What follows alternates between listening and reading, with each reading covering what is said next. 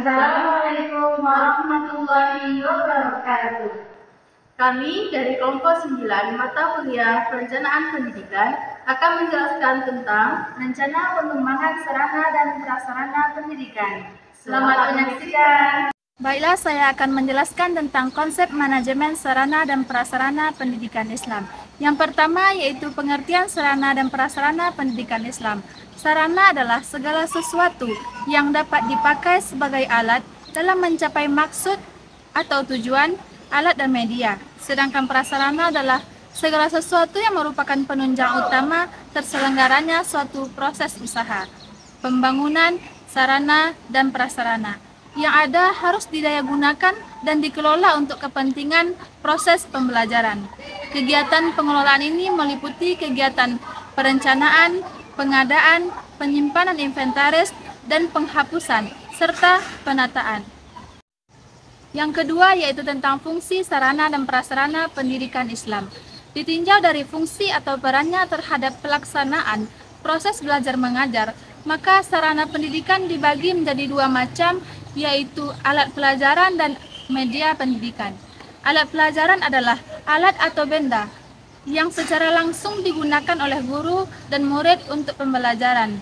Alat pelajaran ini terdiri dari buku-buku, kamus, alat-alat peraga, dan alat tulis lainnya. Sedangkan jenis-jenis media pendidikan yaitu media audio, media visual, dan juga media audiovisual. Prasarana pendidikan dibedakan menjadi dua, yaitu bangunan sekolah dan perabot sekolah.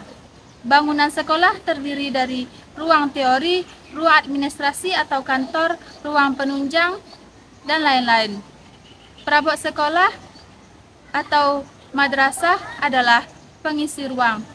Yang ketiga yaitu tujuan manajemen sarana dan prasarana pendidikan Islam. Pertama yaitu untuk menciptakan sekolah atau madrasah yang bersih, rapi, dan indah, sehingga menyenangkan bagi warga sekolah atau madrasah. Yang kedua, tersedianya sarana dan prasarana yang memadai, baik secara kualitas maupun kuantitas, dan relevan dengan kepentingan dan kebutuhan pendidikan. Untuk mengupayakan pengadaan sarana dan prasarana pendidikan melalui sistem perencanaan dan pengadaan secara hati-hati dan seksama, sehingga sekolah atau madrasah memiliki sarana dan prasarana yang baik sesuai kebutuhan dana yang efisien. Selanjutnya, untuk mengupayakan pemakaian sarana dan prasarana sekolah itu harus secara tepat dan efisien.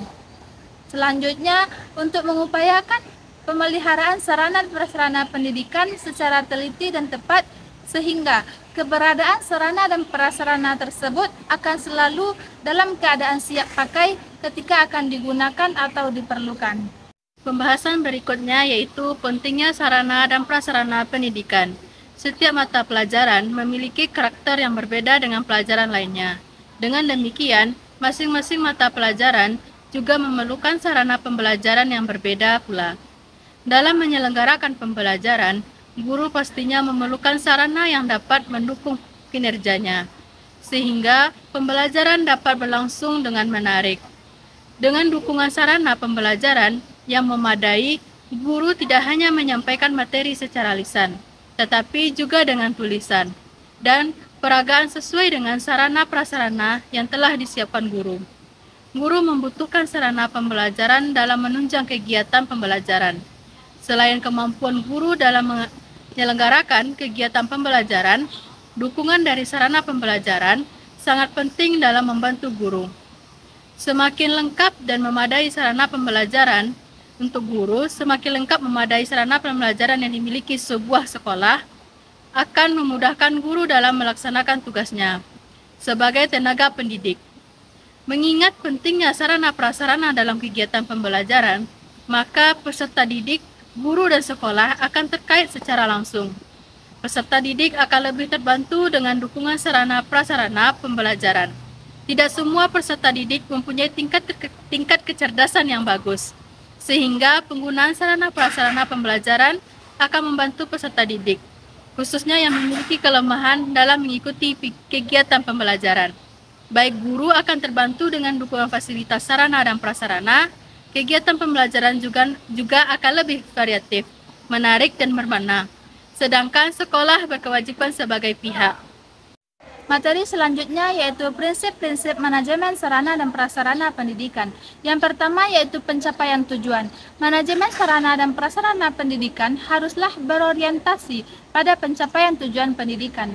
Hal ini berarti bahwa semua sarana dan prasarana yang tersedia harus digunakan secara optimal untuk mendukung proses belajar mengajar dan mencapai tujuan pembelajaran yang telah ditetapkan. Yang kedua yaitu efisiensi pengelolaan sarana dan prasarana pendidikan. Pendidikan harus dilakukan secara efisien, yaitu dengan menggunakan sumber daya yang minimal untuk mencapai hasil yang maksimal.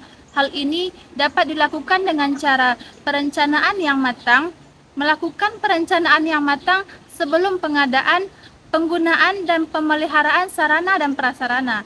Penggunaan yang optimal, memanfaatkan sarana dan prasarana secara maksimal untuk berbagai kegiatan pendidikan, pemeliharaan yang tepat, melakukan pemeliharaan sarana dan prasarana secara rutin dan berkala untuk memperpanjang usia pakainya.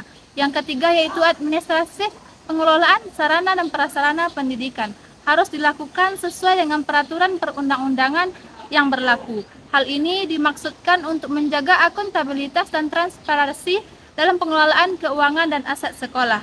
Yang keempat yaitu kejelasan tanggung jawab setiap personel yang terlibat dalam pengelolaan sarana dan prasarana pendidikan harus memiliki tanggung jawab yang jelas. Hal ini untuk menghindari tumpang tindih pekerjaan dan memastikan bahwa semua tugas terlaksana dengan baik.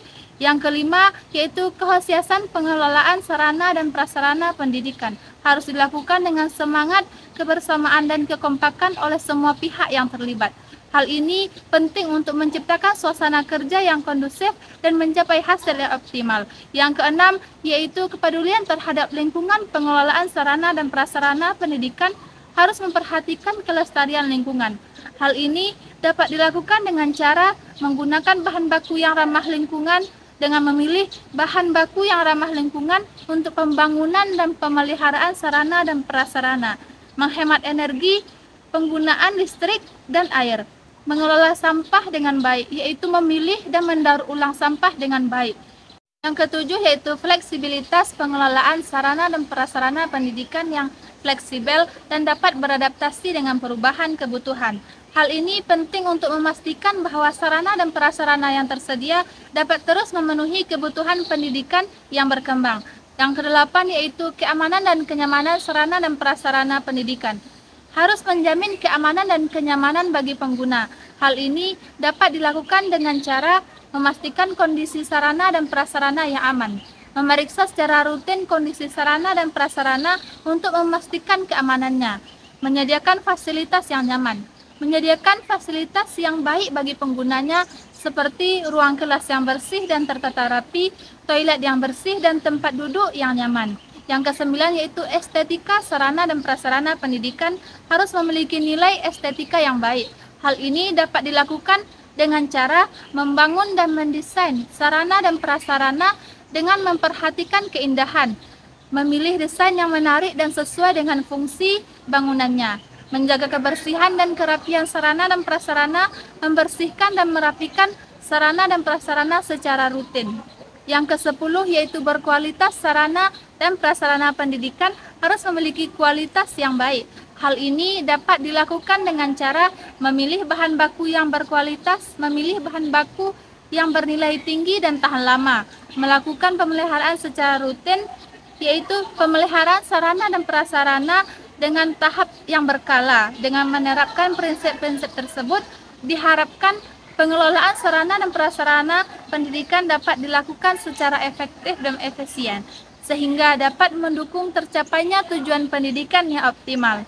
Selanjutnya tentang teknik-teknik manajemen sarana dan prasarana.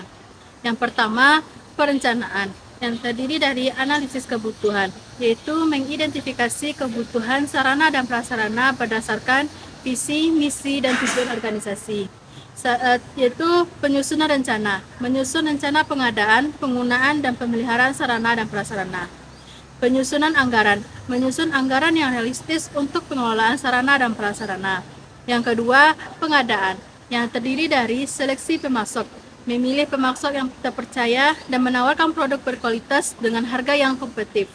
Selanjutnya pemesanan, melakukan pemesanan dengan spesifikasi yang jelas dan sesuai dengan kebutuhan. Penerimaan, memeriksa barang-barang yang untuk diterima untuk memastikan kesesuaian dengan spesifikasi dan kualitas yang diharapkan. Yang ketiga, penggunaan, yang terdiri dari penjadwalan, menjadwalkan penggunaan sarana dan prasarana secara efektif dan efisien. Dan selanjutnya pemanfaatan, memanfaatkan sarana dan prasarana secara optimal untuk berbagai kegiatan. Pengawasan, mengawasi semua penggunaan sarana prasarana untuk memastikan penggunanya sesuai dengan peraturan yang prosedur berlaku. Yang keempat, pemeliharaan, pemeriksaan rutin, melakukan pemeriksaan sarana dan prasarana secara rutin untuk mendeteksi kerusakan dini. Perbaikan, melakukan perbaikan kerusakan sarana dan prasarana dengan segera.